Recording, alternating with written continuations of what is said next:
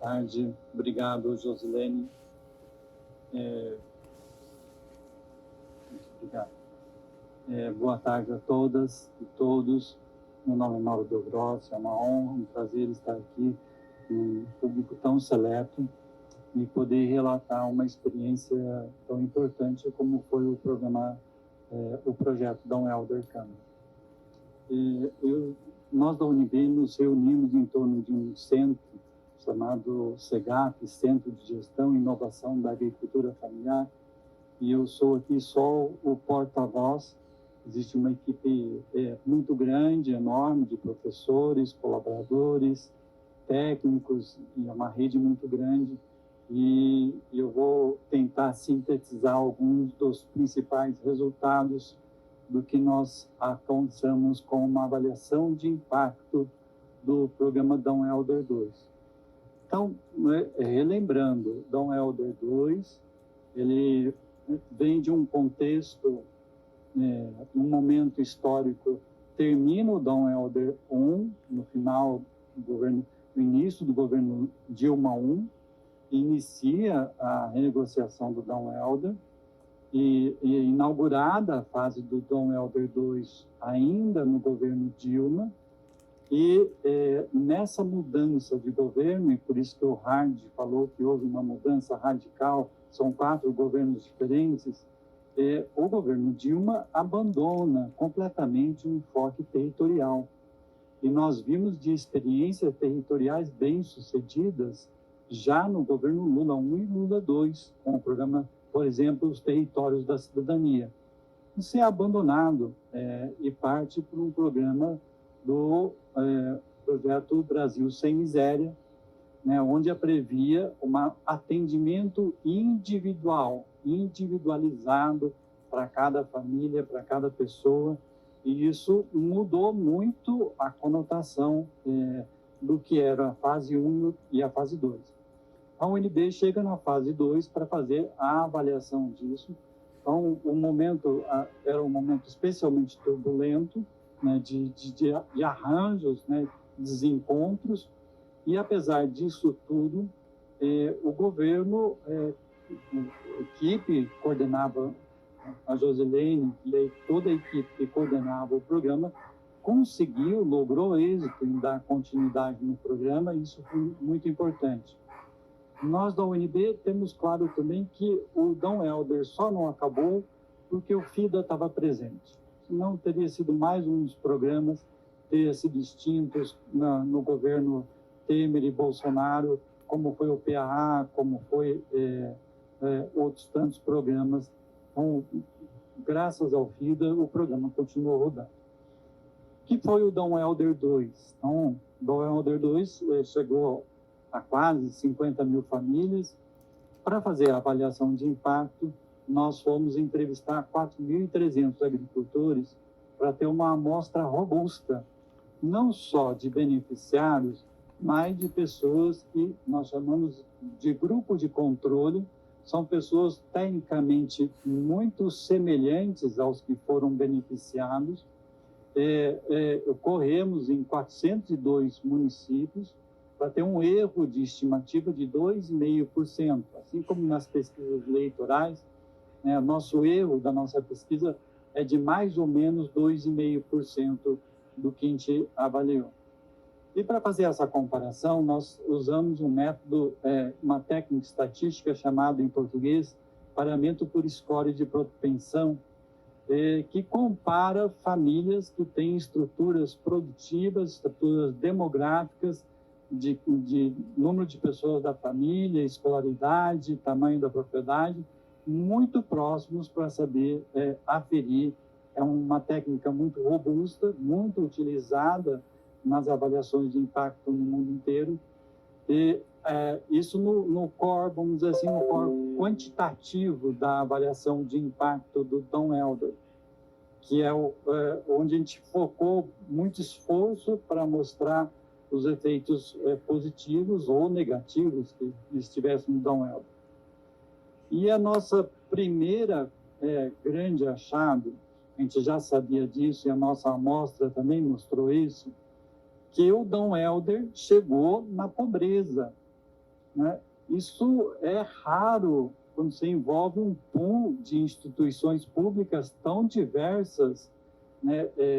Com instituições públicas, instituições privadas, empresas que visam lucro, empresas, outros movimentos que são ONGs que não visam lucro, que têm um grande compromisso social. O Dom Helder conseguiu chegar na pobreza. Qual foi a mágica? A mágica foi associar a prestação da assistência técnica exclusivamente para pessoas que estivessem cadastradas no cadastro único. Então, isso também é novo na história do desenvolvimento rural brasileiro. Sempre nós usamos os cadastros agrários para chegar nas populações mais pobres. Ou era o cadastro INCRA, ou depois foi o cadastro das DAPs. Sempre o nosso foco era pegar a DAP. Com a unificação dos cadastros no governo Lula e com a consolidação do cadastro já pronto no governo Dilma, né, o foco de utilizar o cadastro da assistência social foi muito bem sucedido. Você só pode atender se o cara estiver no cadastro único. Ponto. Resolveu o problema. A assistência técnica chega nos mais pobres. Então, nesse quadro que eu estou apresentando aqui, eu vou apresentar a última linha, né, para vocês terem noção de quem foram os grandes beneficiários. Isso aí é uma renda anual. Lá na última linha, está falando que a renda anual de produção agropecuária é 2,1 salários mínimos. Então, você pensa aí hoje, 2 salários mínimos, né, dá o quê? R$ 2.600, R$ 2.700, é o que os caras produzem no ano, né? E, além disso, eles produzem para o autoconsumo 2,7 salários mínimos. Então, a gente está falando de famílias que têm, anualmente, menos de 5 salários mínimos no ano, o que dá menos de meio salário mínimo por mês. Estamos falando de famílias muito pobres, da extrema pobreza. Então, e essa foi, assim, um grande mérito do Dom Helder. Todos que estudam avaliações no Brasil sabem que os programas de desenvolvimento rural sempre tiveram muito problema de focalização, e o Dom Helder logrou êxito, o arranjo institucional logrou êxito em chegar nos mais pobres. Então, isso é uma coisa, só por isso já é inédito, o programa já seria virtuoso. Antes disso, eu queria falar aqui, chamar a atenção que a produção de comercialização deles não é a mais importante. A produção mais importante é a produção de subsistência, né, para o consumo, né? Então, são famílias do tipo campesinato, né? Famílias muito pobres, né, que vivem basicamente com uma produção de subsistência e, eventualmente, conseguem vender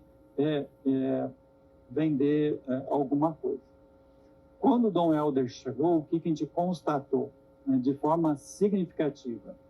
No grupo geral dos 50 mil produtores que eu posso falar, na média do todo Dom Helder, a renda da produção, do consumo da família aumentou 11%. Né? E especialmente, aí eu destaco ali, pegando aquele subgrupo da família que também recebeu fomento produtivo, né? A produção de consumo cresce em quase 1/3. Isso para quem é muito pobre, você aumentar a produção de consumo de uma família muito pobre é muito significativo.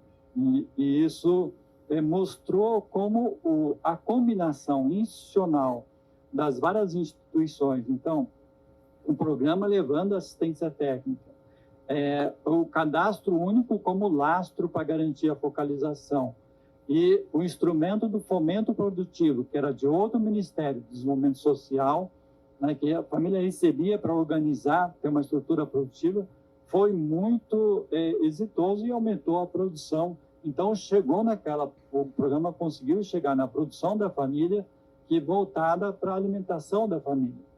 E também conseguiu produzir mais excedentes na família. Na média, a média é de 26%, aumentou a produção voltada para a comercialização.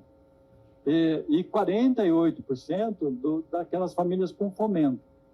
Mas notem, a porcentagem é significativa, estatisticamente significativa, mas nós estamos falando de famílias muito pobres. Então, por exemplo, quanto que aumentou a renda, a renda dessa família que ela está comercializando mais? Aumentou R$400.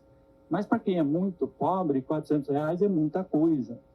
Então, tenho isso em mente. A gente está sempre falando, parece que os valores monetários são pequenos, mas as famílias são extremamente pobres. Quando eu somo as duas rendas, a renda que ela produziu para consumir e a renda que ela vendeu, a média geral é de 16% em relação aos que não receberam da UELB. Então, teve um aumento na produção, a assistência técnica, que é uma outra novidade também. A assistência técnica é caracterizada por estar mais, vamos dizer assim, mais adaptada a médios e grandes produtores, e no caso aqui, a assistência técnica conseguiu lograr projetos produtivos que conseguiu incrementar a produção dessa população muito pobre. E o resultado foi ainda mais importante, de 30%, entre aqueles que receberam o fomento produtivo. Então, Johanna ter segurado o fomento para conseguir rodar junto com Dom Helder foi muito importante. Foi desafiador. Várias vezes o MDS falava para o Dom Helder, falava, nós vamos retirar o fomento, não nos interessa mais. E por uma decisão importante, o fomento continuou, e aqui se mostra como foi importante para essas famílias receber o fomento. E aí vem, eu até conversava com o professor Graziano aqui, o professor Graziano me perguntava o que aconteceu aqui. Nós fomos em campo para fazer essa avaliação de impacto no início de 2022, fazendo perguntas sobre 2021. Em 2021, todos estavam sob pandemia, né? E nós, as famílias muito pobres, receberam aqueles auxílios emergenciais, lembra? Os R$600, que depois virou 150, algumas famílias chegavam até 375. Essas famílias muito pobres, a maioria deles receberam, né, como era Renda Brasil, chamado na época, receberam o incremento desse programa. Então, o que aconteceu? A renda per capita, ou a renda total, tanto da família beneficiária como dos não beneficiários, ficou muito próxima por causa do incremento do auxílio emergencial. Eu já entendi, Josi. Obrigado. Então, a renda per capita desses caras não diferiu, na média, em muito de quem recebeu os auxílios monetários do auxílio emergencial, que foi só em 2021. Lembra que termina em 2021. Mas as famílias com fomento, aquelas famílias com fomento, se diferenciaram e tiveram um incremento de renda acima de quem, inclusive, tinha recebido todos os auxílios emergenciais. Então, a combinação assistência técnica, produção de alimentos para consumo, com excedente de comercialização, conseguiu fazer, e o fomento produtivo conseguiram organizar. Aonde que aumenta a produção? Então, aumenta a produção de animais, basicamente, né, no sertão nordestino, no semiárido, sabem a importância da cultura animal, da produção animal, os animais aumentam, e aumenta a produção de vegetais também. Não aumenta derivados da produção animal, não aumenta derivados da produção vegetal e também não aumenta atividades não agrícolas. Por quê? Porque o programa foi todo reformatado com Dom Helder II. Não tinha mais essa ênfase de agregação de valor que tinha na fase 1.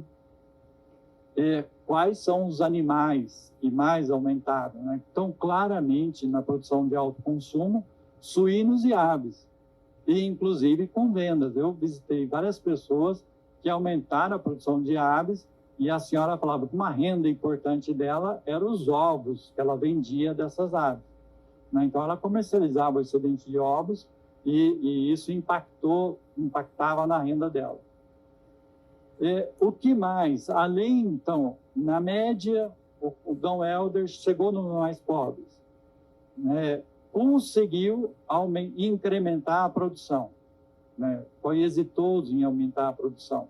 Chegou nas famílias que mais precisavam, aumentou a produção. As famílias basicamente eram projetos de produção voltada ao autoconsumo e começaram a produzir excedentes de comercialização.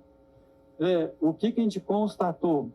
Diversificação alimentar melhorou, os caras conseguiram acessar outras políticas públicas, conseguiram melhorar o associativismo, e pelo foco do Dom Helder em mulheres, eles conseguiram também aumentar a participação de mulheres, só que falhou, né, com a pequena participação de jovens.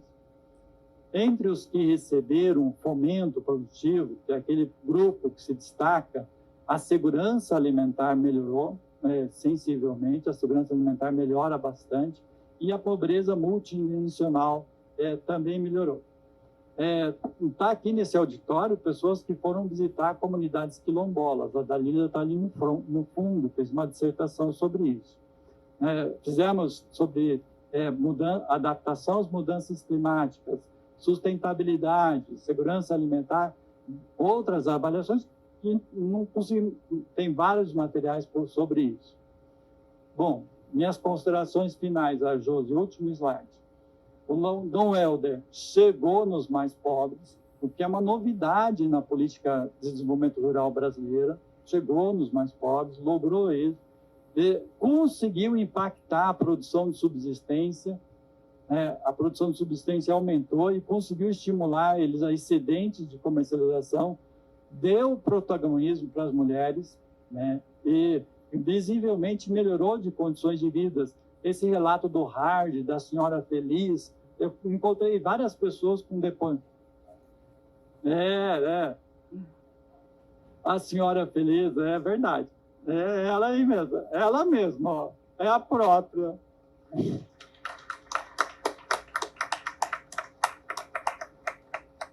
Eu achei essa sua foto linda, viu? Ficou muito boa.